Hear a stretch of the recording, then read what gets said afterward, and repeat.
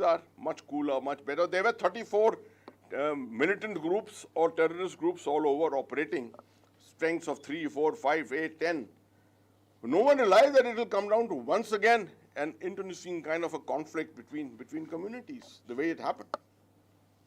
In 1999, the employment of suicide attacks by Pakistan, by the terrorists in Kashmir, it changed the whole context, the whole complexity of the situation at that time. Took us by surprise. Response took us a good 6 months to a year before we could really get hold of it. Without resort to networks, it is difficult to fight proxy wars. Clandestine and complex nature of these makes it difficult to neutralize them. And I can recall that in Jammu and Kashmir, for example, or in the Northeast, both, we never spoke of networks till very, very late. We only spoke about operations, going after the terrorists, going after the militant, eliminating him, counting the numbers at the end of the game. We never looked at that the capability is based on networks and that we need to neutralize those networks. Somehow it never emerged in our professionalism that time. Later it happened with drugs, media, radical networks, overground worker networks, financial networks. I can tell you the effectiveness of India's counter-terrorist campaign in Kashmir started in 2017 actually with the NIA finally going after the financial networks. Otherwise, till then, I can tell you, right next door to me was the Western Union money transfer in Baramulla, from where money came in droves from the Middle East. Where it went, into whose coffers it went, nobody ever knew. Remember, in such situations, it's the people who remain the center of gravity. The core idea is in their mind is the driving force. Both need to be addressed, right? Thus, the core idea needs to be addressed and the center of gravity needs to be addressed. Thus, the people need to be addressed and the idea in their mind needs to be addressed. How do you translate this? In a situation in J&K, for example, the people, the awam, which is essentially the center of gravity, and the idea of azadi in their minds. If you are not addressing the idea of azadi in their minds, then you are only addressing one half of the problem, and that is the population. Where asymmetric situations are based upon ideological factors, the inclusion of these in the counter strategy is essential. Example, radicalization in Jammu and Kashmir. It cannot be done without the employment of nationalist, patriotic ideologues and similar clergy. If you don't use knowledgeable people, if you don't have people who are, alternative sources of information and thought processes, you will never find the appeal to draw away the people from radical thoughts. And lastly, in this, the all-of-government approach to fight asymmetric threats is so essential, but this invariably comes very, very late. Only once the army establishes a degree of dominance in the field does it take the civil administration on board. Classic example has happened in Northeast, it's happened in J&K both. Punjab, it started happening earlier. And Punjab, I need to reiterate always, I think the takeaway for all of us should always be the situation in Punjab was never won over by the army or by the Punjab police. The situation was neutralized in Punjab only by the people of Punjab. It's because we went to the people, we empowered the people and kept the people on our side. That is how we won the situation in Punjab. So a few situations and their current status. We have experts here sitting who have served in all these areas, and they will, I'm sure, love to contribute, neutralize, counter what I'm saying, or just agree to that. The Army Chief's media conference that I was saying was very helpful in formulating my thoughts. Essentially, we're looking at Manipur and the Myanmar border, Jammu and Kashmir. We're looking at even the Sino-Indian border from the low-intensity standoff point of view, and the Red Corridor, which is being spoken of much less. There are, of course, Punjab and the signs of some shady networks in the southern states. I will describe some of these or leave some of it to the Q&A later. So coming first to the Manipur and Myanmar border. Total 30 minutes for me, isn't it, sir? 30 minutes? Yes. So the Manipur and the Myanmar border. The trigger for the situation currently was the reservations issue. You know what happened with the High Court's directions to the government to bring in reservations for the majority community of the Metis. That became the trigger. Otherwise, there was always an internecine kind of a conflict situation which was existing. This led to clashes between the tribes, 180 dead, clusters of tribal populations moving locations from one to the other, 60,000 displaced people, huge involvement of drugs, trade, and money, which invariably happens in these kind of situations. The danger of its spread into Mizoram, which is already spread into Mizoram. A lot of displacement of people into Mizoram. Nagaland, we are all aware of the larger issue of Nagalim, the other issue of the Naga community within Manipur. So similar, we were fortunate that danger did not spread so intensely. Disinformation, and misinformation against the most effective security force, the Assam Rifles. This was something what Jan Dawa was just speaking about, information warfare. It came to the fore here, where you found very, very effective. From where it was coming, no one knew. Was it coming from Pakistan? Was it coming from China? Was it coming from Bangladesh? Bangladesh had no reasons to be doing that for us, but probably some kind of cells somewhere were working on this hugely and downplaying everything which 3 Corps, Headquarter 3 Corps was doing, what the DG, Assam Rifles, etc. was doing at that particular time. Of the 46 units of the Assam Rifles, 20 are on the border seeding role at the moment. That's exactly the statement the chief also made the other day. And the balance are on the CI role. So that means total of 26 units on the CI role, besides a few army units which have been pulled out. 57 Mountain Division, which is at Limakong, of which I think the general was the Colonel GS here, General Philip Campos, who used to be the Colonel GS of 57 Div.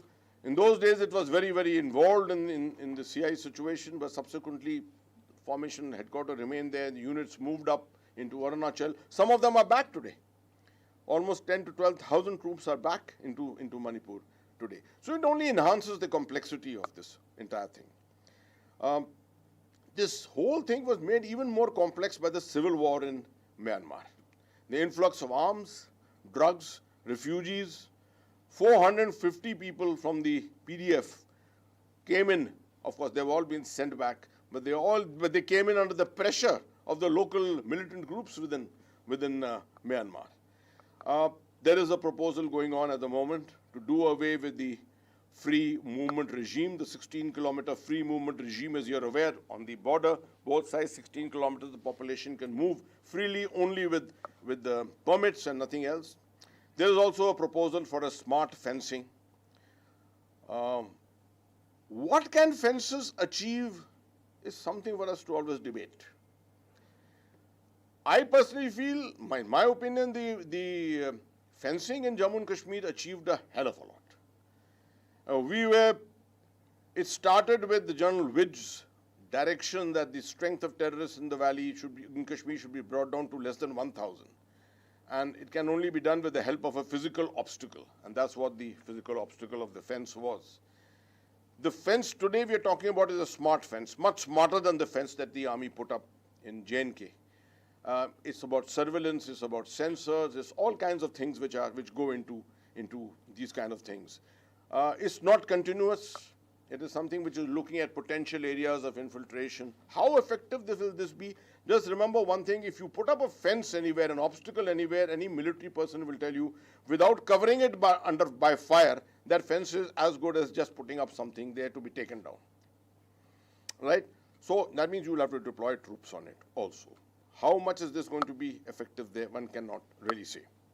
There is 1,643 kilometers of the border, and 500 kilometers of it exists in Manipur itself. The issue is far beyond, and understanding between tribes is much less likely at the moment. There is a potential perception within the Kukis.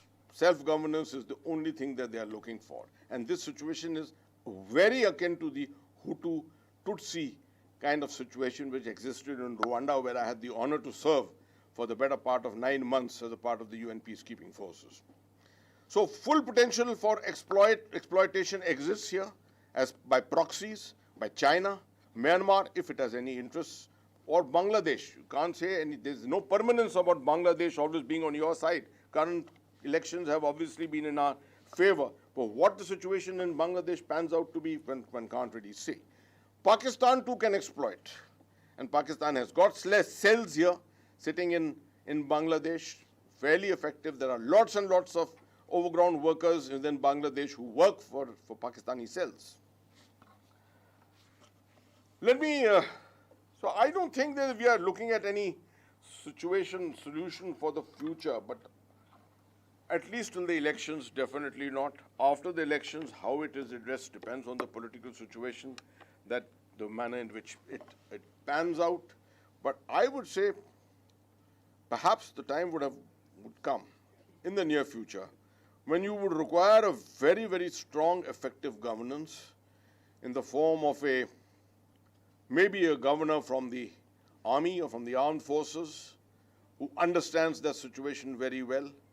No political aspects or no political favors to either side which need to be done. That's going to be a very, very difficult call for us to take. It will all depend on what emerges from the next election at the moment. Till then, I think a lot of confidence has to be reposed in the Assam Rifles and in the army. And hopefully, this is one domain in which I look at Assam Rifles, 46 units. We are looking at expansion of all kinds of forces in India. But we haven't looked at the expansion of the Assam Rifles. There was a proposal at one time. If there's any force which is effective in the Northeast today, it is the Assam Rifles. The classic Rashtra Rifles, Assam Rifles model of the two paramilitary forces is a major success which India has achieved. I think we should continue to exploit that. Let me come to Jammu and Kashmir. The situation somehow it looked adrift, with Kashmir under very good control and Jammu region now becoming the new playground. That's the perception which is prevailing in the outside world, outside the security world. Most of us understand that the situation is not something which is out of control, out of hand completely. But the perceptions which are being created is that Kashmir is so well controlled, so stable at the moment, with violence, all parameters of violence down, infiltration low. The outreach of the government, excellent. The Lieutenant Governor, very, very stable, very good in his approach and understanding of the whole situation. But down south, the moment you come this side of the Pir Panjal, things a little adrift. Obviously, Pakistan has invested 32 years, 33 years in this. He's not going to let it go. No way. Not just because we have taken away Article 370 can Pakistan say everything is now it's a victory for India. No. He is going to fight it out tooth and nail to the end. And it doesn't take much to do it. You are seeing at the moment how relevance can be created for Pakistan. If Pakistan can't do it in the valley, it can make itself relevance down south of Pir Panjal with the help of 25 to 30 terrorists, well-trained terrorists, infiltrated, inducted, and with good command and control, with good effective leadership. Obviously, we've not had a positive contact for the better part of the last 1.5 years almost in this area. It always reminds us of 2003, Operation Sarp Vinash, when we conducted operations at the high-altitude areas of the Pir Panjal. Killed 45-50 terrorists at the end of it, no doubt. But that's not the only thing which will work. It's a question of making sure that the people here, you don't lose the people. Why are we losing the people? I don't seem to be able to fathom. There's nothing among the Gujar Bakarwal community against whom India has done anything which is negative as such. There is a very, very good video which you need to see, video clip you need to see of our friend, what Gupta? Oh, Shekhar Gupta. His explanation of the Mughal route. I think one of the finest videos I've seen for a long time. Someone who's been able to grasp the issue. The Mughal route is open. If you've seen from Shupiyan down the Pir Panjal, through Pir Ki Gali, down to the Bafayas and these areas, the thing is down. Now, you can actually go from Srinagar to Poonch, Rajouri in a matter of 5 hours, 6 hours, instead of having to go all the way 24 hours to go to Jammu and come via all that from that direction. If this route develops perfectly, you will find the inter or trans-Pir Panjal dynamics changing in a huge way. No one wants that to change. No one wants that to change. Because that happens, get a better integration between Jammu and Kashmir will take place. It will be overall for the national good. But obviously there are elements in the business world, here and there, and of course sitting across, who are clandestinely making sure that this area remains volatile. So this route is never developed. This integration does not take place.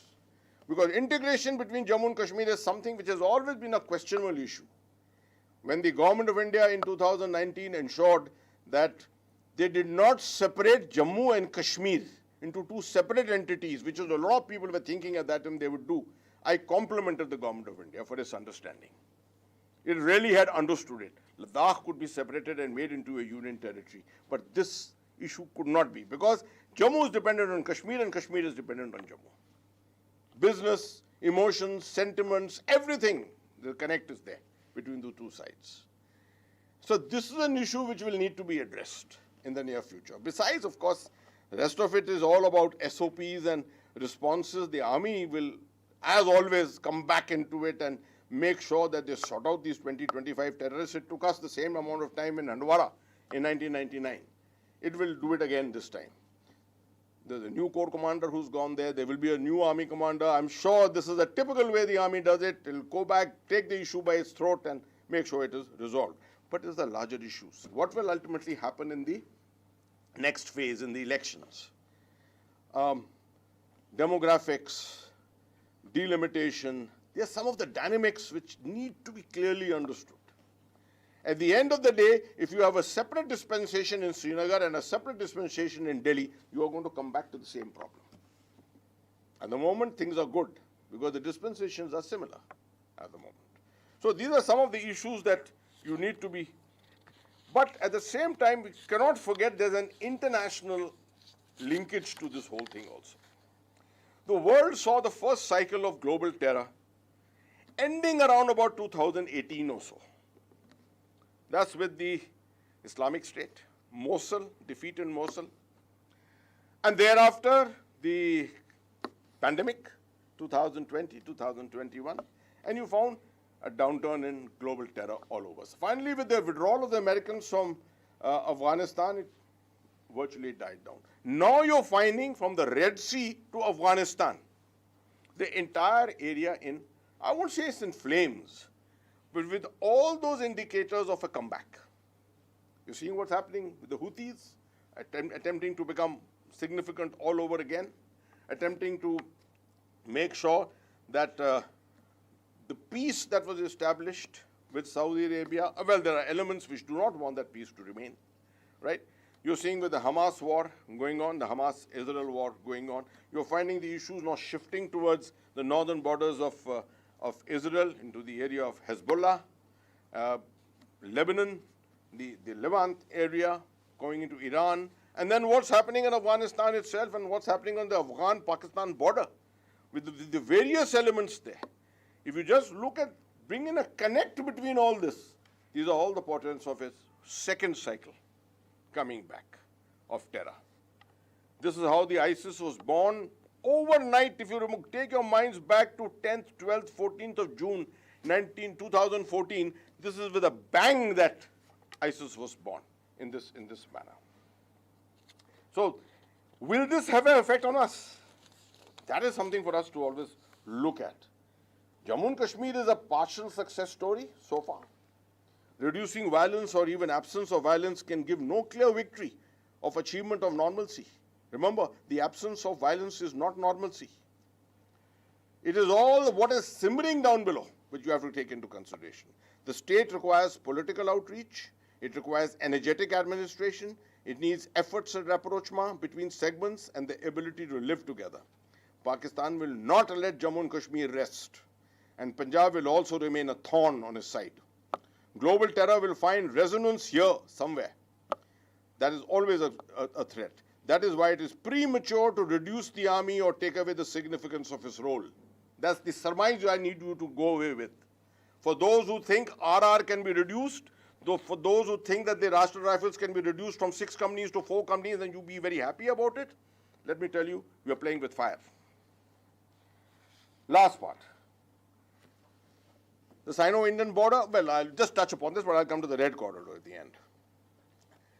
And LOC becoming the LAC, or rather the LAC becoming an LOC. It's a dangerous situation at a tactical level. Accidents must not happen. We are very stable at the moment, 50,000 troops. The Chinese can do nothing with this 50, 60,000 troops in Ladakh, or anywhere for that matter at the moment. On a conventional angle, they cannot do much.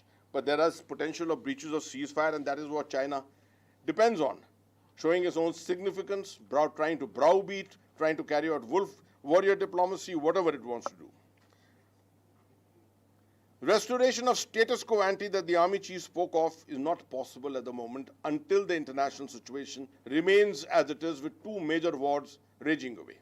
No one wants to take chances today. No one is going to take initiatives. China's focus also seems shifting towards the maritime zone in the Indian Ocean in view of the threats to the trade routes. Noticeably, the China, Pakistan, Iran, Turkey partnership on the naval front is emerging. And one of the most interesting new things which is emerging in the strategic domain of India, which we need to perhaps consider separately and maybe even discuss it during the question hour, is what is called the Munir Doctrine. The Asim Munir Doctrine. Remember the Bajwa Doctrine, how the Bajwa Doctrine was touted around all over? It seems now the Munir Doctrine is emerging. This is something we need to talk about. My last bit, the red corridor. Since the start of anti-terrorist or anti-Maoist operations in 1980, we have killed 2,266 Maoist militants, 10,181 have been arrested, and 9,700 have surrendered. In 2020, indications of a Maoist resurgence was felt even as the nation battled the coronavirus pandemic. Naxal forces expanded into new territories in 2020, most notably Madhya Pradesh. In 2022, most of the Kanha Tiger Reserve in Madhya Pradesh fell under the Maoist control. In 2022, the West Bengal state government and police admitted that there has been a Maoist resurgence in the state, particularly certain areas of Purulia, Bankura, etc. Why I'm bringing this out to you is, traditionally we look at the newspapers, we look at Maoist areas and we gloss over it and say this is returning to normal. Yes, there's no doubt we've achieved a lot. The government of India has achieved a lot in this domain, but we cannot just write it off. In terms of achievements, by July 2021, the number of most affected and total affected districts had come down to 25 and 70, from a strength of 35 and 126 3 years before that. There's a significant reduction from the peak when Naxalites were active in 180 districts in India, in 10 states. Today, it's come down to hardly anything comparatively. Most Naxal violence is now concentrated to 2 clusters. The first in and around forested, remote, hilly areas of Dandakarnia in Chhattisgarh and neighboring states, and the second in the tri-border of Jharkhand, Bihar, West Bengal. This is a far cry from the time when 1/3 of India was afflicted by Maoist violence. This is one of the biggest achievements of the current government of having brought this down to the levels that we are looking at. In 2011, the Indian police had accused the Chinese government of providing sanctuary to the movement's leaders. No evidence of this was, however, ever provided, nor does the regular check of recovered weapons ever indicate the source of the weapon. We really don't know what the source of the weaponry is. The success of the police force is at a great cost. The ratio of losses to gains have been 1:2. Unlike Jammu and Kashmir, where the army's losses have been 1:7, reduced today to 1:1 at the moment in the Pir Panjal area. Very heavy officer losses of the army. That is something we have to keep in mind. The aim of the Maoists is to establish a communist state in India by 2046. The situation at present is well under control, but a surge in activity is always possible, contingent upon China's intention against India, the half front that we talk of. The CRPF must continue to be the lead force, and it should receive some additional sector-based equipment to transform the quality of its operations. Drones, for example, aviation resources, and some surveillance equipment. I know I'm overshooting my thing, but I have 1 minute I can just take to this, talk about the southern Indian states. Briefly, southern India has a Salafi tradition from the trader connection of the early years of Islam in South India. There are districts with even 38% Muslim population. If you travel from Mangalore towards Kannur, you will find some of the areas will be 38%, 40% Muslim population. The Islamic State is aware of the potential of recruitment from this region and feasibility of launching inspired attacks by locals. Its initial efforts led to only logisticians and workers, no warriors. Techies from Bangalore, of course, are a great draw for it. If you remember, the first IS station as such for control was a person called Shami Witness way back in 2014 in Bangalore. He stayed for 8 months undiscovered. So Coimbatore and Bangalore and Mangalore are important hubs. Recently, the failed IEDs which have taken place in Coimbatore were mainly the indicators that these things are still very much relevant there. And a fair amount of black money exists here. Indian intelligence agencies appear to have the upper hand at the moment. So that effectively brings me to the end of what the situation is. Broadly at the end, in 4 or 5 points, dots, I would say what India has to keep looking at in terms of asymmetric warfare is its quality of intelligence, which is definitely of a much higher order. The Indian intelligence agencies have kept us safe from 2008 till 2024, largely. We have to look at information warfare, and this is a domain which we are very weak at. We have to look at counter networks, awareness about networks. We have to look at the entire drug industry, not drug industry, but the drugs trafficking in India. We've got to look at political expediency of the stage, wherever the asymmetric situations exist, what is the political expediency? We've got to look at ideology, reimagine ideologies in different locations in the country, and finally, keep focusing on our fault lines, because ultimately it is fault lines which drive asymmetric warfare. Thank you. I'll rest my case there.